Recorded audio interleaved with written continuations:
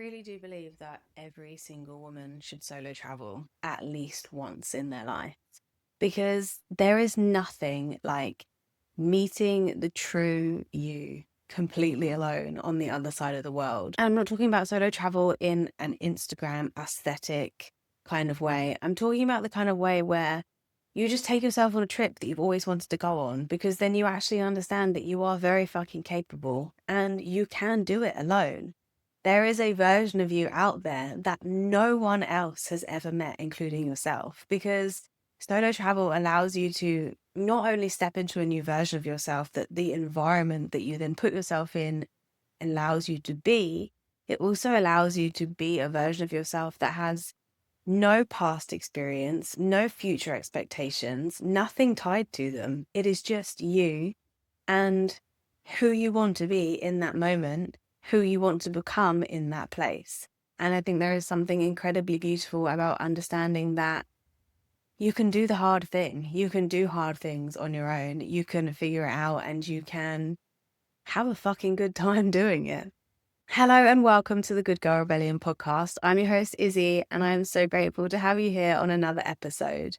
The Good Girl Rebellion is all about reclaiming your rhythm in mind, body, and spirit. Each week, we are unraveling years of conditioning to reclaim our wild, rebellious, and intuitive truth.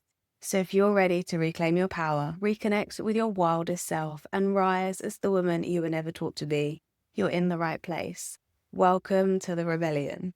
And welcome. I thought nothing better to talk about on my first video in my new location on the Sunshine Coast in Australia, solo, than solo traveling. Having the balls to solo travel, because it's something that I think I take for granted that I've done so many times. Because for me, it just feels so normal now to get on a plane, to go to a different country, to meet new people, to put myself in a completely unknown environment, that I take for granted that so many other people actually are terrified by this concept. It is a terrifying concept, but the more you do it, the more you understand that you can do it and you are very capable. And yeah, I just want to give you the confidence in this episode. So we'll talk about some of the things that hold people back, some of the tips and tricks I'm going to give you to actually grow the balls you need to book that first solo trip and just go and do it. Because solo travel will change your life. It has well and truly changed mine. And there is no greater gift, I think, than travel in this world. That is a hill I will die on. Something that I will always stand by is that I have learned more traveling the world than I have ever learned through the school system and work, really. So I think one of the reasons that solo travel feels so terrifying, especially for women, is that we are conditioned from children to make sure we stay safe, make sure we don't talk to strangers, make sure we don't take risks, make sure we don't go it alone, make sure we're not spontaneous, make sure we keep ourselves in our safe, protected bubble where everything is familiar, where we know everything, where we're not at risk and we're not at danger and nothing bad could potentially happen to us.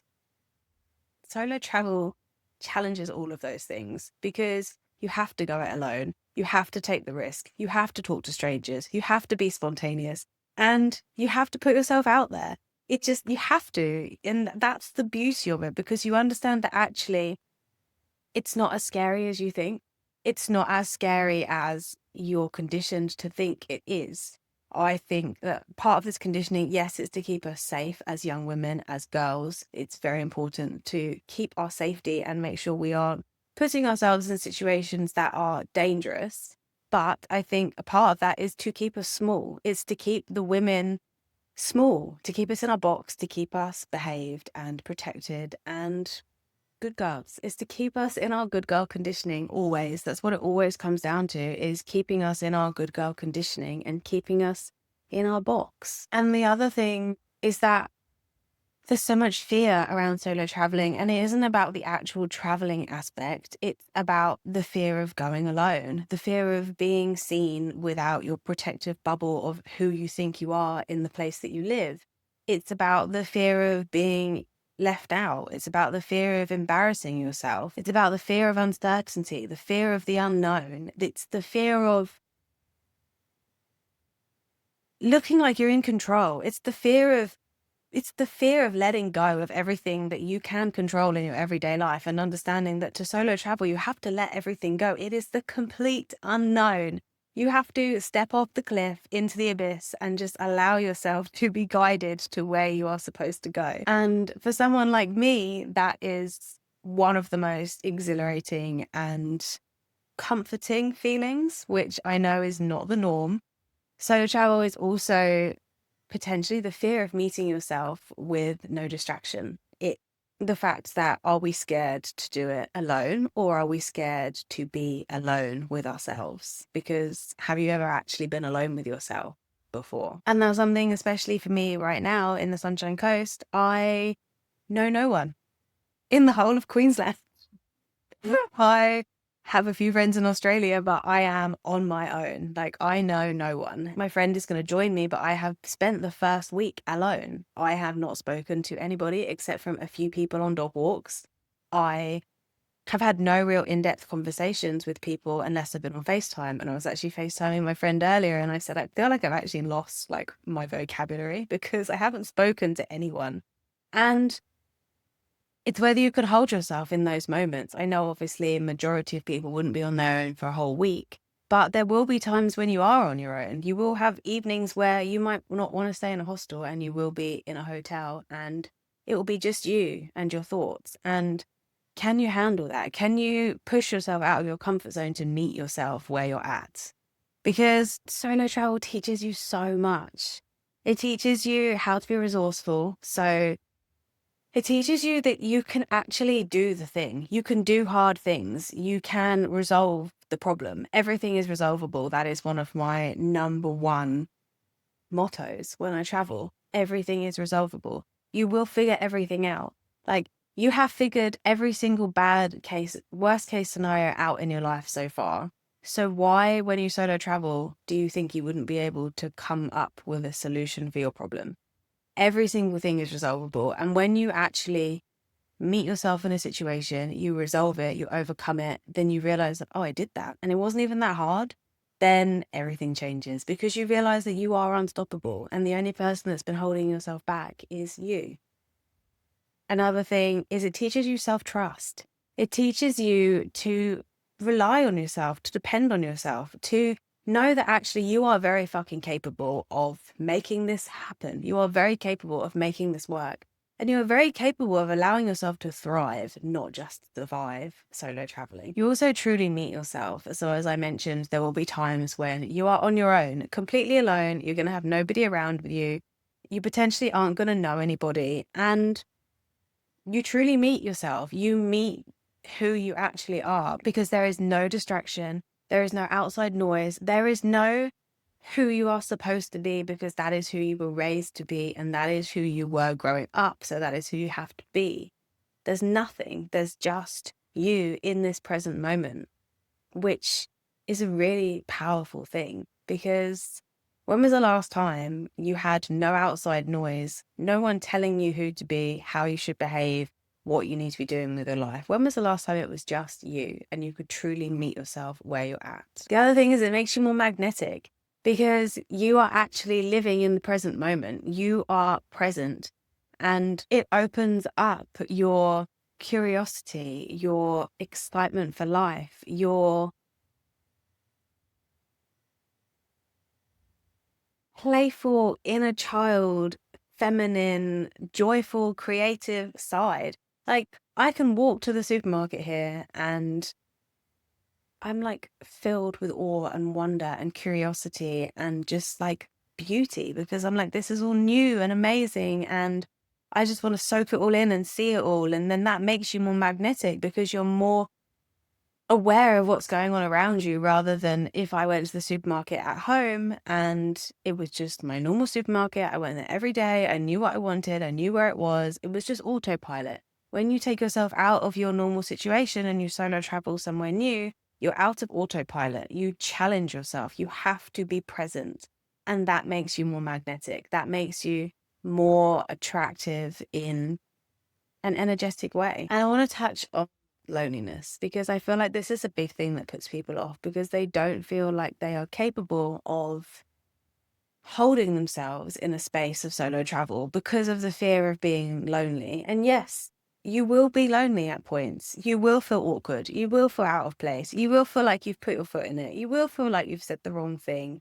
And like you just wish that there was somebody there who knew you, who could just help you figure something out because they already know how you would usually behave. There will be moments like that. But when you can have a moment like that and you overcome it yourself, you build self-trust. You build the belief in yourself that you can handle it and you don't need anybody else to help you make a decision. That's one of the biggest things that I have learned from solo traveling is that you don't need anybody else to help you make a decision. You can do it all yourself. You're putting too much on other people. You rely too much on other people to help you make decisions, whereas solo travel forces you to make the decision alone. You don't know what you want to eat, you have to decide because you're the only person who is taking yourself out for dinner. You don't know what you want to do with your day, well, you're going to have to decide because there's no one else to input what they want to do. Like you're going to have to meet yourself and learn yourself and learn how to keep yourself occupied because loneliness and solitude are two very different things. You can be on your own and feel lonely, or you can be on your own and be content. And it's all about how you view yourself, how you meet yourself in these moments, and if you know how to actually fulfill yourself with your time. For example, I was in the UK, I was surrounded by my friends and family, and I felt more alone than I have in years. And I'm here in Australia where I know like 3 people in the whole country. And because I'm more preoccupied in ways that I enjoy, I don't feel lonely because it's just solitude. This part of my life is solitude and it's not loneliness because I have more things to fulfill me because I'm doing things like walking out in nature. I am going to the beach. I am working on my podcast and Cyclica and reading books and spending time with the dog that I'm looking after. Like I'm doing things that fulfill me and make my soul happy. Whereas in the UK, I was kind of like back in the grind of working. I was living at home. Like it wasn't very fulfilling for me. And that's the thing. You can take yourself out of a situation, but if you don't know how to fulfill yourself when you get to the new situation, you're just going to feel exactly the same. So do not be afraid of being lonely when you solo travel because it's inevitable. Yes, you will feel lonely, but the more you meet yourself in that loneliness and the more you fulfill yourself and the more you fill your time with things that actually mean something to you, the better you will become at going alone and the better you become at being lonely because it will just turn into solitude. And then trust me, in the long run, you will value it. Okay, so if you're wanting to solo travel and you are afraid, I see you, I feel you, I was there, I was you, but trust me, you can do it. So I'm going to give you some tips for solo travel. And yes, I think I'm very qualified to give these tips because this is now my third trip alone. I have spent almost a year completely alone in other parts of the world. Now I'm here in the Sunshine Coast in Australia. So if you are wanting to solo travel, but you are scared, start small. These are 6 tips that I think will really help kind of shift you from the fear mentality to knowing that you are very capable and that you can do it. So number 1 is start small. Take yourself on solo dates, on solo days. Like, can you go out for the day? Have you ever actually done anything alone? Because this is massive. Have you ever actually taken yourself out for dinner alone? Have you ever gone for a coffee and sat in a coffee shop alone? Have you ever gone to the beach for the whole day alone? Something that we just don't do in the West because we have everybody around us and we always have somebody to go with. So can you take yourself on a solo coffee date? Take yourself out for dinner, take yourself to the beach, take yourself wherever you want to go. Go to London for the day and wander around. Like, do whatever it is that you want to do, something that interests you, but do it alone. Instead of finding somebody to join you, just go on your own and prove to yourself that you can actually do it. Like, I remember I really wanted to go for pizza, and when I was back in the UK, and I had nobody to go with, and I was like, do you know what? Fuck it, I'm going alone. And one of my friends was like, well, you went for pizza on your own? I was like, yeah. Do you have any idea how many meals I've eaten alone? Like, it's not a weird thing. Like, I think when you solo travel and you get to these new places, it isn't a weird thing to then be on your own because so many other people are doing it. So don't overthink it, but just take yourself on solo dates or solo days. Number 2 is pick somewhere you actually want to travel to. Don't just go somewhere because Google tells you that X, Y, and Z place is the best place for solo travelers. Where do you want to go? What do you want to see? Like, what fills you with joy and excitement? Like, what do you actually want to do with yourself and your time? So do that. Do you want to go lie on a beach? Go somewhere beautiful in the world where you can lie on a beach for a week. Do you want to explore a cultural city? Go somewhere where you can do that. Go somewhere where you know that when you get there, you have things to do that are going to fulfill you and are going to be able to fill your time and not allow you to feel bored and lonely and sad and like you've made the wrong decision. Number 3 is stay somewhere social. This can help massively, especially when you are new to solo traveling and you don't really know how to do it, how to meet people. You're a bit shy. You don't really know how to put yourself out there. Like, start small, start easy, stay in hostels. If it's like your very first experience solo traveling, hostels are incredible because you just instantly meet people. You're in a room with them, you're gonna vibe, you're gonna meet, like, you're gonna mingle. However, I must say, probably only spent I've probably spent less than a month, probably less than 2 weeks in a hostel in my whole entire time of traveling overall for the last I cannot do hostels. I don't like it. I need to have my own space, but I am very good at putting myself out there and joining clubs or going to classes or sparking conversations with people in coffee shops. Like, I'm very good at now meeting people in other ways that I don't have to rely on a hostel. I can know that putting myself in the right place in the right time, I will meet who I'm supposed to meet. Another great thing is if you are working, you could do co-living. So there is some places where you can have either like hostel dorms or private rooms, but you all kind of work in the same communal space. Another great thing is a wellness retreat. When I solo traveled, when my friend left me, the first time I was ever alone on the other side of the world, when my friend left me after we'd done 3 weeks together in Thailand, is I went to Vipassana, which is a yoga retreat in Koh Samui in Thailand. And I went there because you have meals included, the yoga's included, it's expensive, but that meant I had a grounded first kind of way to enter into this solo life. So find something that resonates with you. Do you want to learn something new or go and experience something? Can you book a solo trip, but in a way that you're going to be around other people who are like-minded so that you kind of ease yourself in and it doesn't feel so overwhelming? Another great thing to do is if you want to go solo, but you are afraid to go solo, is book a group tour. So it's a great way to see a new place, to meet like-minded people, but to know that all of the kind of nitty-gritty detail and planning is all done for you and it's all kind of in one packaged price.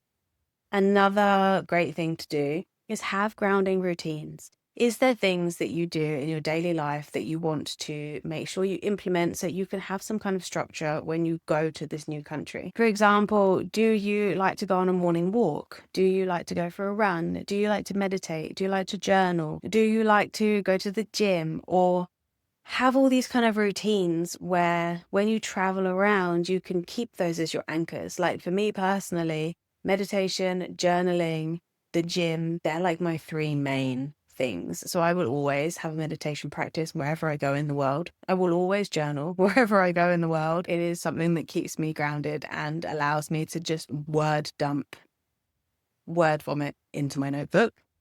And I will always go to the gym. Wherever I am in the world, I will always find a gym or some kind of like class, yoga classes, Pilates classes, a gym. I will always find some form of exercise class to join to be able to keep going back and keep myself grounded. Obviously, if you're going for like a long weekend city break, you might not need so many kind of grounding rituals. But if you are planning a 3-month solo backpacking trip in Southeast Asia, then definitely those kind of things will be necessary.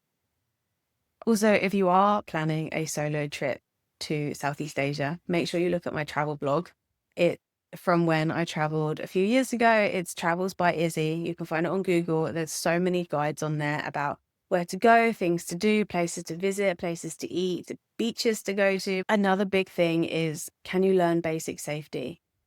Can you not overshare? Don't tell people that you're on your own. Say that you're with your friend, say you're with your partner, say they've just gone to the gym and you've gone here. Like, you can lie. This is something that I think as women, we kind of forget, but you don't owe anybody your honesty in situations like this. You can pretend that you have a partner. You can pretend that you're married. You can pretend you have kids. You can say whatever you want to put your safety first. You don't owe anybody your honest situation. Another great thing is share your location with your friends and family, whether they are on the other side of the world or not. Just let them know your location. Let them know what you're doing, what your plans are, where you're going. If you're getting like a bus or a train or you're moving locations, make sure that they have all that information. Trust your instincts. This is a massive one. If your instincts tells you something is off, something is most likely off. So trust it and get out of that situation. Trust the red flags when you see them. If you notice something is not right, it's probably not right. Always stay aware. I know this is easier said than done, but just be aware of your surroundings.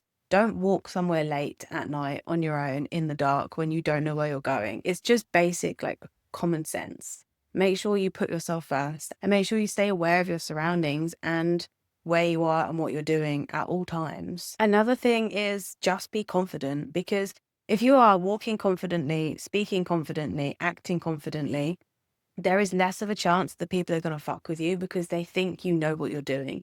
If you're standing there and you look lost and you look helpless and you look like scared and just terrified, you're probably more likely going to be in a vulnerable position. It's like any new country. When you arrive somewhere for the first time, you're more likely going to get scammed because you don't know how the rules work. Whereas when you are a repeating offender of a country and you know where you're going, you know what you're doing, you know how everything works, you're less likely to get scammed. So can you embody that confidence? And even if you don't know where you are, even if you're fucking terrified, can you just put on a face and just pretend that you're okay? And then go to the bathroom, figure it out, sort your shit out. Just try and make yourself feel empowered as possible, because then that will also help you make more aligned and conscious decisions if something goes wrong. And finally, stop waiting for the perfect moment.